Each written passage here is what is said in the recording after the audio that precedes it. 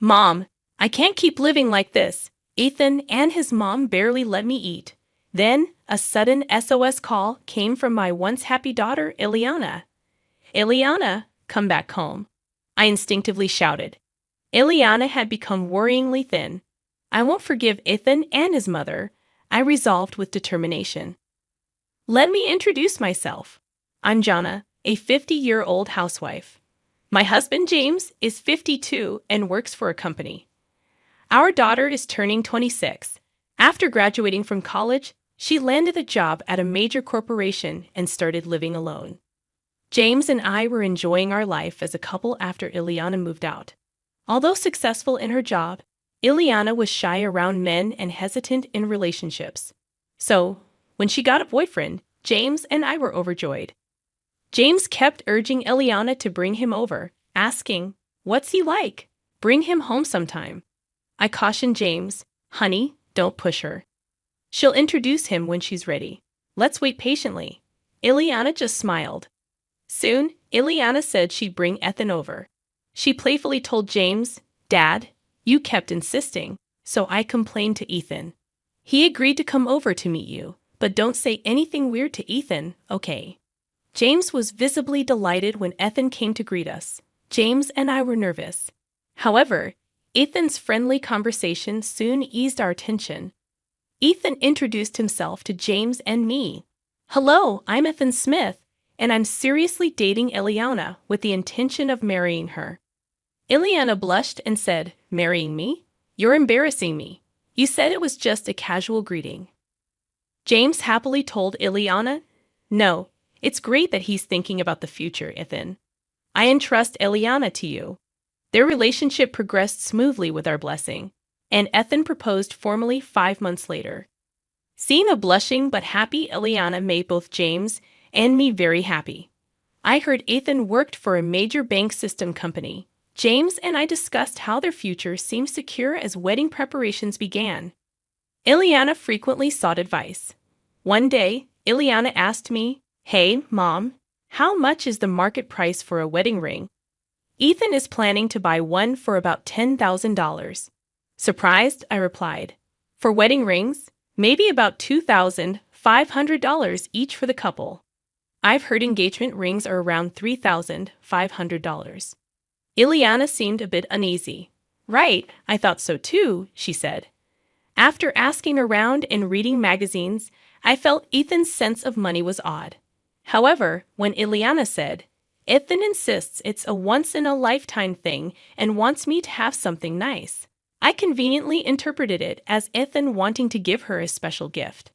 After some time, the two moved out of their bachelor's residence and into a condominium in New York. The area was very expensive but convenient for commuting. I was a little concerned and said to Ileana, "Hey, Ileana, the area you and Ethan live in must be pretty expensive to rent, right? Are you going to be able to afford the monthly payments?" She reassured me, "Don't worry, Mom. Ethan's working hard and earns a decent salary too. His job requires living near the bank. Ethan is a systems engineer at a bank-rated systems company. If there is a problem, Ethan needs to rush to the site, even in the middle of the night. That's why the location had to be close to the bank, within a short taxi ride." Apparently, Ileana explained, "Ethan's company gives a substantial housing allowance, so we're fine. Don't worry, Mom," not fully understanding the company's situation. I had come to accept it as the new normal. Months passed, and I extended an invitation to Ileana for lunch before her wedding. Ileana and I had often enjoyed lunch together in the past, but after her marriage, she frequently declined, citing work commitments or prior plans. James suggested she might be adjusting to her new married life, but it felt like Ileana was avoiding me. Over the phone, Ileana agreed to join me for lunch the next Saturday, saying, "Oh, that's when Ethan is on a business trip." "Sure, Mom, I can make it. I'll find a place for us." I felt a bit thrilled at the prospect of lunch with my daughter after half a year. When I finally saw Ileana, she looked a bit pale. Concerned, I asked her what was wrong and suggested she rest if she wasn't feeling well. Ileana reassured me, saying she was fine. just tired from overtime at work. She thought lunch with me might help her unwind. We enjoyed a good chat for about 2 hours, just the two of us. About 2 hours in, Ileana's phone rang. She looked shocked at the display. She told me, "Mom, I have to go home already. Ethan's mother is calling." Ileana explained that Ivy was at their place. Surprised, I apologized for keeping her during such a busy time, and Ileana quickly left. Another half-year went by, and during this time, something terrible happened to Ileana. I learned about it from a phone call from her. It was a sad day, and James and I were enjoying our day off. While I was making her tea, suddenly my phone rang. The display showed Ileana's name. I quickly answered. Ileana hesitantly started, "Mom, it's me." Hi." She seemed unable to continue. Sensing something was wrong, I asked her what the matter was. She remained silent for a while, and I patiently waited for her to start talking. Eventually, she said, "Mom, I can't live like this anymore. Ethan and his mom barely let me eat. I might not survive if this continues." Shocked, I asked if she was okay, expressing concern about the severity of the situation and suggesting she come back home. Ileana seemed undecided. I firmly told her, "If you're feeling unwell, you can just sit around, Ellie. Come back home. We'll talk it over when you get here." Ileana responded, "Really? Can I come back? But I don't have any money. I can't leave." I thought this was strange. Ileana was earning a decent salary. But there was no time for a long discussion. Her situation sounded serious. First, I need to meet with Ileana to see how she is doing, I told myself. I instructed Ileana, "Take only your valuables with you and leave the house. There's a convenience store near your apartment, right? I will drive there and pick you up. Wait for me there." Sobbing, Ileana agreed. So James and I hurried to the convenience store. When we arrived, Ileana was crouched in the parking lot. When she saw me, she said, Mom, I'm sorry. I shouldn't have done this," and broke down in tears. I hugged Ileana, and together with James, we helped her into the car. She was terribly thin and almost gray in complexion. What could have happened to her? I was astonished. I held Ileana until she stopped crying. James said to me, "She will not be able to come down here. Let's take her home soon and give her a good rest. We need to talk to Ethan." I agreed with James. Yes, right now, letting Ileana rest is our top priority. When we arrived home, Ileana, possibly due to exhaustion, immediately fell asleep on the sofa. After she woke up, I served her some easy-to-eat food. She ate voraciously in front of us. She must have been very hungry. It was shocking to hear her stories about not being allowed to eat and having no money. I asked Ileana, "What do you mean you're not allowed to eat?" Ileana explained, "My salary is lower than Ethan's, so Ethan and his mom, Ivy, keep telling me to save more." Gradually, my food portions were reduced. I asked, "Really? But you're making the food, right? Because you're a married couple, and you eat the same food, right?" Ileana shook her head, "No. For the past 6 months, Ivy has been cooking Ethan's meals. I'm not even allowed in the kitchen." James asked, "Ivy is in your house. This is the first time I'm hearing about this.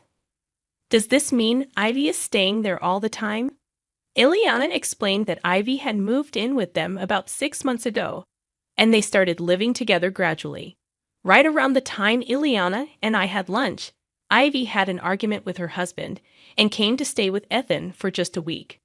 But then Ethan got mad at his father and told Ivy she could stay indefinitely. I was shocked and glanced at James, who seemed to feel the same. Ileana continued, "Since then, Ivy has been criticizing my budgeting, saying it's all wrong and that I can't manage money at all." After Ivy criticized the budget, she took control of the household finances. Moreover, Ethan did not oppose Ivy at all and instead joined her in blaming me. Now Ivy is controlling Ethan's and my entire salary. Ileana said Ivy saw Ileana's pay slip and demanded she work more, including overtime. I distinctly remember telling Ileana, "Your salary is much lower than Ethan's. Leave the housework to me and consider working more." How about doing more overtime? Ethan also chimed in, saying, yes, that's right. I agree with more overtime.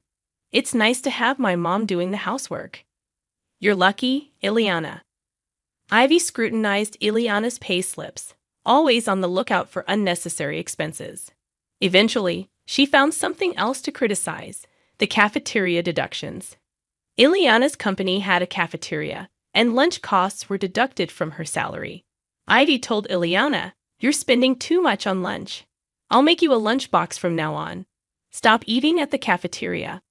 Ileana's attempts to argue were met with attacks from both Ivy and Ethan.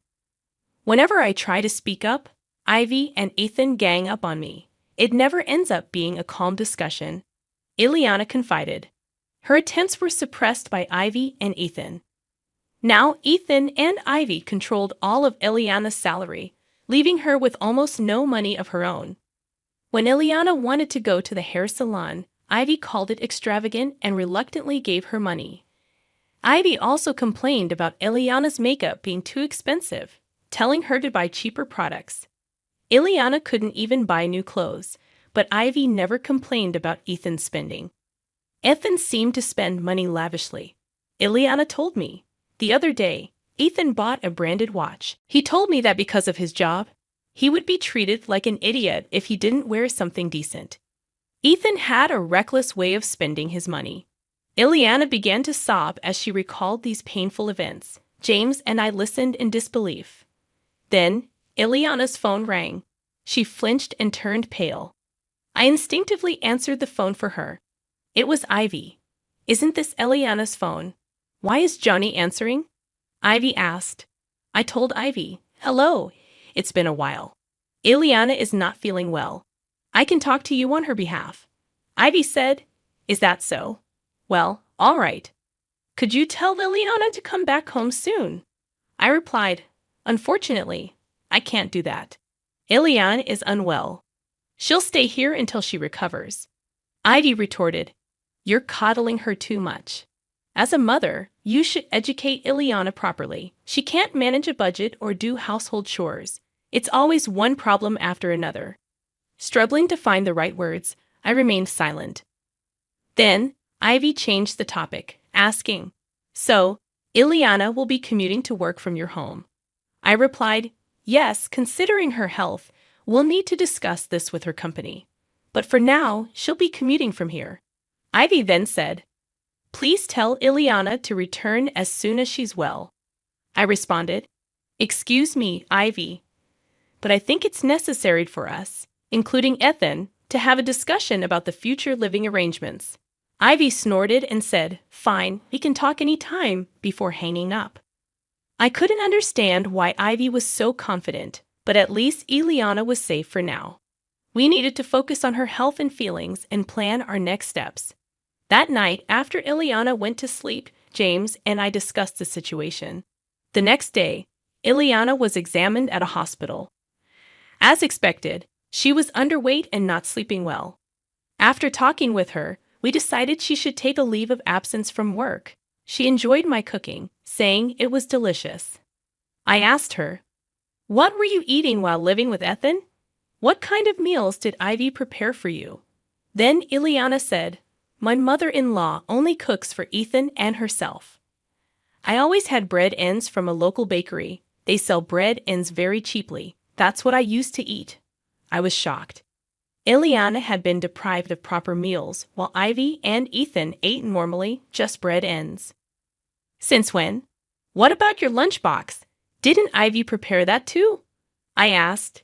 Ileana explained, "I should have been stopped from eating at the company cafeteria by Ivy since 3 months ago. My lunchbox was just bread ends in a container. I was embarrassed, so I ate secretly in the break room when no one was around." Ileana said Ivy would taunt her about not earning as much as Ethan, saying with her salary, bread ends were all she deserved. She had been living on just bread ends for 3 months. I was shocked, and James, who heard everything, couldn't hide his surprise. Ileana, tired from talking, lay down to rest. James told me, "This is serious, strange. We need to investigate further if Ethan or Ivy calls again." By that time, I'll gather more information. I told James, yes, I think this is going too far. Then James and I began looking into Eliana's circumstances. I started by calling her work colleague, who said recently Eliana had been doing a lot of overtime and looked pale. She often declined after-work drinks, saying she couldn't go because of her husband and mother-in-law. James also talked to Eliana's boss. Eliana's boss mentioned, I've been concerned about Eliana lately because she's been doing too much overtime. She seemed desperate to work. Eliana's boss commented, Eliana is so conscientious. Maybe she's been pushing herself too hard.